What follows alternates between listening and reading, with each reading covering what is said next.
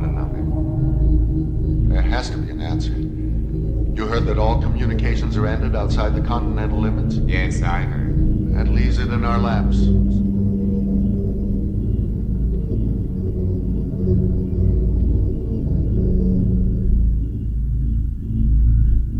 World.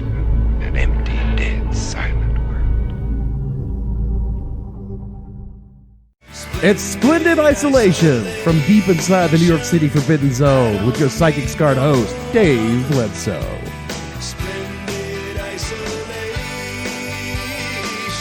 When I left the military after about a decade, I had what one might think of as a medium-sized case of post-traumatic stress disorder of the first responder variety. I mean, I didn't know that at the time because I was in my 20s and considered myself very manly and also very bulletproof. And it took me years to deal with that issue. I still struggle with it from time to time, like most people do. One of the notable effects of my particular reaction to PTSD were and are stress dreams. And they put me back in the military in real time, meaning I'm fat, 50, and utterly unprepared and desperately trying to explain to anyone that will listen that a horrible mistake has been made and I should not be there. I had a therapist explain it to me once that these kind of dreams are pretty common, and it's our mind's way of reacting to stress that's utterly beyond our control, conflicting with our training to always be in control of stressful events. Right now, I'm having these dreams a lot, which is fine. I understand the why and how to deal with them. What I find offensive is when my stress dreams show me crammed into a uniform that is way too small for my fat ass. It's bad enough I'm having the dreams, but also my subconscious has to throw shade about my weight. Fuck you, Freud. I don't need your judgmental shit right now, all right? But here inside, you can see stuff starting to fray on the edges. I'm going to try and say this as woke as I can, but right now the homeless folks of the city are kind of at loose ends. There are as many as 80,000 homeless people in New York City, not all of them on the streets. With COVID, a lot of people who might otherwise be in shelters or hospitalized are on the streets. Just in a normal night, your average Wednesday in non-COVID times, 4,000 human beings are sleeping on the streets. And a lot with the virus, a lot of people who otherwise might be in a shelter aren't in them because they are terrified and they feel safer on the streets. You can tell. In Harlem, which has always had a higher than normal number of street people, there are huge numbers of them compared to just your average day. They're roaming around with nowhere to go, no one to help, and they're just trying to get by. They need help. They aren't getting it. Just this week alone, I've seen numerous stories of people wandering onto the subway tracks. Just wandering down the tunnels. Fewer trains, fewer MTA staff, or fewer cops means they can just walk into the tunnels anytime they want. I read a story in the Post about a guy sleeping blissfully on the tracks in one of the busiest stations in the city. He was safely removed. But all of this has given the city a very bad old days vibe, or to my eyes, a very escape from New York kind of veneer. A local story ran through the press on Monday saying the city was about to start digging mass graves in the parks and burying people 10 at a time. That's not a 1980s vibe. That's a 1780s vibe. Turns out the story, as you might expect, was wildly exaggerated. The mass graves won't be in the parks. Come on, that's crazy. No, the mass graves will be on Hart's Island, the city's Potter's Field, where unidentified, and indigent bodies are buried by Rikers inmates. So we can all breathe a big sigh of relief at that. Mass graves in Central Park would be very untidy and kind of a buzzkill. On the brighter side, well, not brighter, slightly less pitch black side, it appears the death rate is leveling off. Since the weekend, we've had fewer people dying per day than the preceding weeks. It hasn't been long enough yet to be sure, but it's possible things are easing a little as our social distancing is starting to slow the infection rate. We're going to need more data. But of course, at the same time as this news came out, there was also the story that upwards of 200 people a day are dying at home, up from 20 to 30 people a day in what we now think of as, like normal times.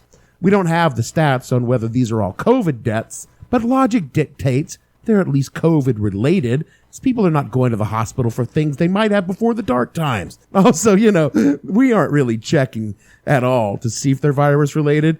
We just put them in the truck where they'll await shipment to their mass grave on Hart's Island. Supplies of desperately needed equipment for healthcare workers seem to be improving, but the system's still hopelessly fucked. For that, you can thank plastic boy Jared Kushner, who wants you to know that this whole national stockpile thing isn't a big supply of things the federal government bought to help in times of national emergency that could be sent to places most in need.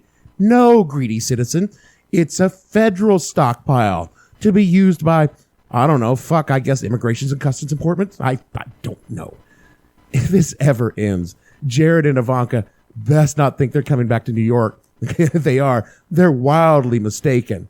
That little fucking Ken doll and his Barbie-ass wife are persona non grata in the city for fucking ever. Or at least until the rich folks forget and start rewriting history of all of this to make them out to be heroes. That's probably starting about right now. Speaking of shitbags in Washington, what the fuck is the deal with Donnie Dipshit and his homicidal ideation over this is going to be fun to say throughout the rest of this. Hydroxychloroquine? It seems his fanatical loon of an advisor, Peter Navarro, who is not a fucking doctor, has decided based on no evidence and magical thinking that we should all be popping this pill and heading back to work. The doctors, like Fauci and Birx, take a more reasoned and rational approach, saying we should do, some crazy shit like clinical trials to see if the drug works before we start doling it out to the masses.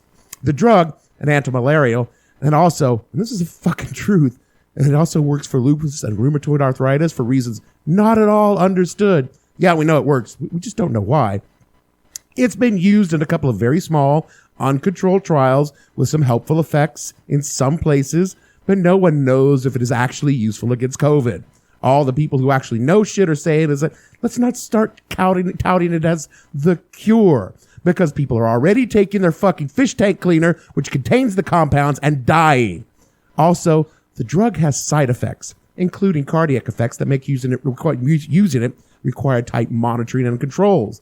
And it can make you batshit crazy. It's a document and legit side effect, and I can personally attest to its precursor, chloroquine, having deleterious mental health side effects. I took it for 3 months in the mid-90s, and I had them.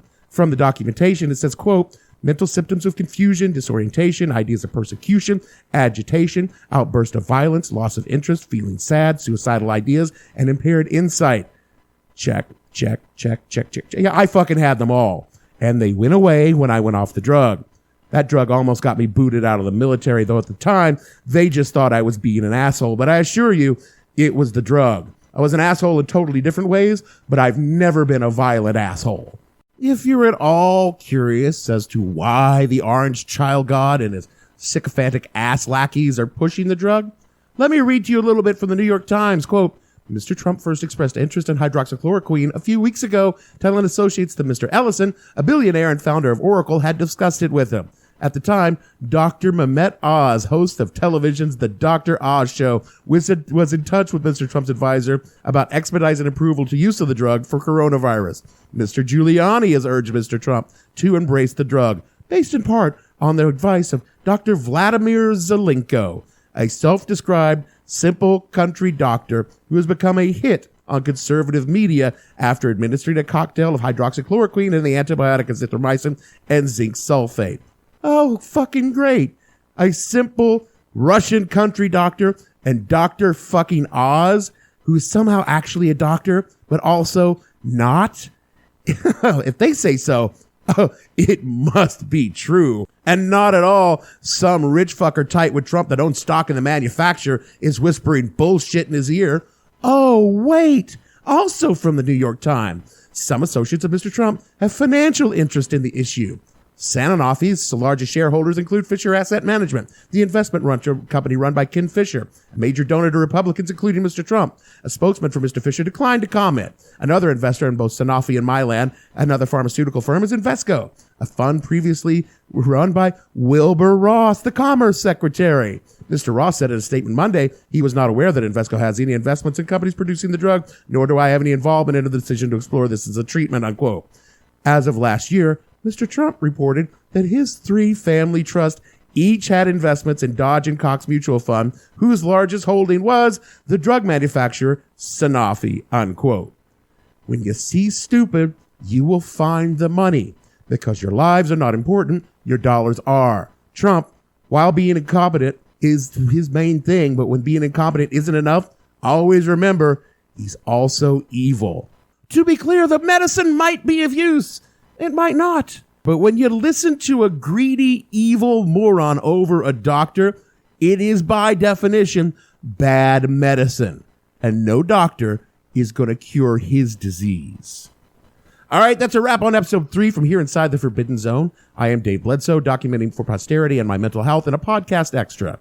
Stay inside, stay safe, wash your hands, and if you are taking medication that causes you to want to fight 8 or 9 dudes, any one of whom could beat the shit out of you, and that is not normal behavior for you, check in with your doctor about your meds, because your commander and first sergeant will never, ever believe that you were fucking reacting to the meds, and also you'll have fat stress dreams at your middle age.